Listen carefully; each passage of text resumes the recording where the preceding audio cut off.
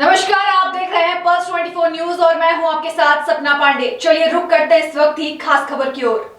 अलीगढ़ में समाजवादी पार्टी के मुखिया अखिलेश यादव ने बीजेपी पर देश और प्रदेश में अशांति फैलाने का आरोप लगाया। उन्होंने कहा कि बीजेपी संविधान और शांति के खिलाफ काम कर रही है, जबकि समाजवादी पार्टी प्रदेश में शांति और संविधान के पक्ष में आवाज उठा रही है।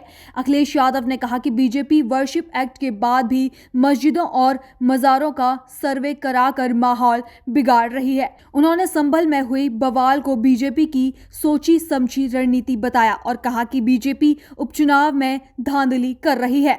उन्होंने यह भी मांग की कि संभल के पीड़ितों को न्याय मिले और 2027 में बीजेपी को सत्ता से हटाया जाएगा। समाजवादी पार्टी का डेलीगेशन संभल जाना था।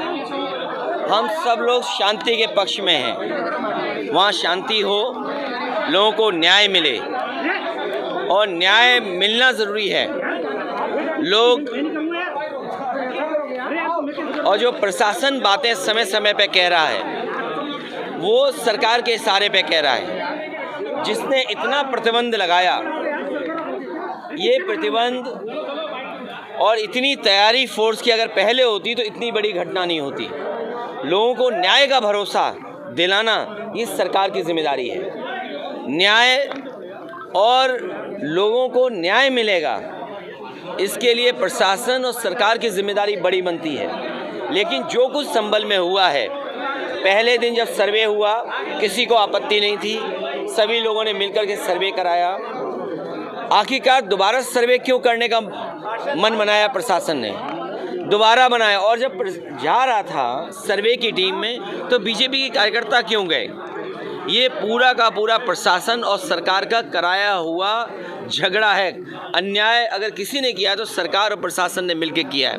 उन्हें न्याय मिले, वहाँ के लोगों का न्याय मिले, शांति हो। और शांति बीजेपी कभी पसंद नहीं कर सकती। शांति होगी तो विकास और खुशहाली होगी, लोग खुशहाली और आगे बढ़ने का सोचेंगे। लेकिन बीजेपी जानबूझ करके कह रहे हैं डेलीगेशन नहीं जाने दिया। और कब तक? अंतर्गतवा डेलीगेशन या लोगों को मिलने तो आप देंगे ना।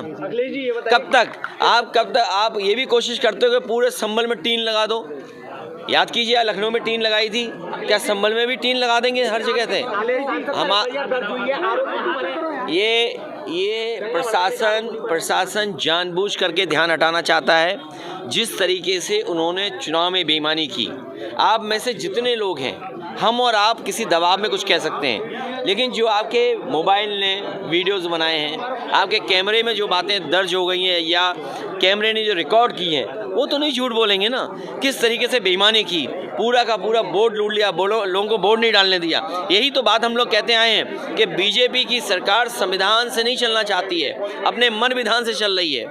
और जब एक एक्ट है, प्लेसेस ऑफ वर्शिप एक्ट है, जब तो आप क्यों इस तरह की बात कर रहे हैं? क्यों इस तरह का काम जानबूझ के कर रहे हैं? आपकी जो मुख्य पार्टी है, मुख्य विचारधारा है, उसके लोग भी यही कहते हैं कि ये ज़रूरी नहीं कि हर जगह आप खो दें।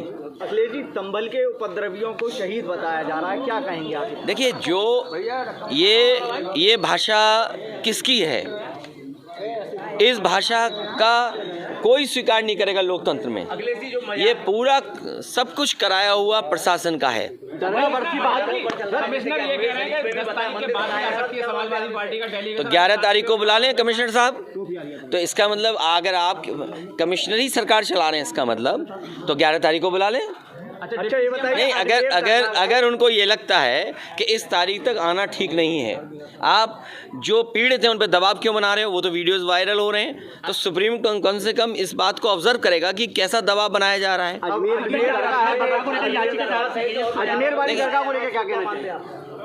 प्लेसेस ऑफ वर्शिप एक्ट के बाद इस तरह की बात उठाना, भारतीय जनता पार्टी जानबूझ करके इस तरह का माहौल बना रही है। जितने भी लोग हैं ये सब भारतीय जनता पार्टी के समर्थित लोग हैं। इस देश में शांति होगी तभी विकास होगा, तभी खुशहाली आएगी, तभी लोगों का जीवन बदलेगा। और बीजेपी कभी भी शांति नहीं चाहती।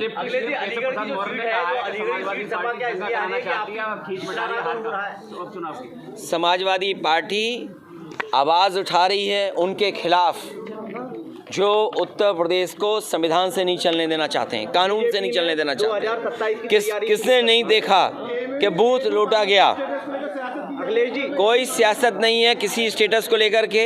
ये जो लोग सियासत करना चाहते हैं वो शिक्षा के क्षेत्र में कोई काम नहीं करना चाहते। 2027 की तैयारी बीजेपी ने शुरू हमारी कर दी है कल से। उनकी कोई तैयारी नहीं है। इस बार जनता उनको हराने जा रही है। जनता ने तैयारी कर ली है कि जिस तरीके से उन्होंने कुदरखी में, मीरापुर में या अन्य विधानसभाओं में वोट की लूट की है, वो वोट की लूट जनता कभी लोकतंत्र में स्वीकार नहीं कर सकती है। जो एक विधानसभा बची है उसमें किस तरह के नाम लग रहे हैं? उसमें मैं तो कहूँगा अलीगढ़ के पूरे मीडिया के लोग, आपके माध्यम से पूरे देश के मीडिया के लोग और दुनिया के मीडिया के लोग आएँ कि कितना अच्छा लोकतांत्रिक व्यवस्था यहाँ पर है, कि कितनी आज़ादी के साथ लोगों को वोट डालने का मौका मिलता है। और आप लोग आइए, कम से कम देखिए कि लोकतंत्र हमारा कितना स्वस्थ है। और अयोध्या का चुनाव जरूर देखने आइए आप। योगी आदित्यनाथ 2027 की बात कर रहे हैं, कह रहे हैं 2027 कोई 2027 की बात कर रहे हैं, 2027 जीतेंगे। ये जो बेईमानी की है, लूट की है, कुर्सी बचाने के लिए की है। क्या संबंध जानकारी देखिए। फिलहाल इस खबर में इतना ही। देखते रहिए Pulse 24 न्यूज।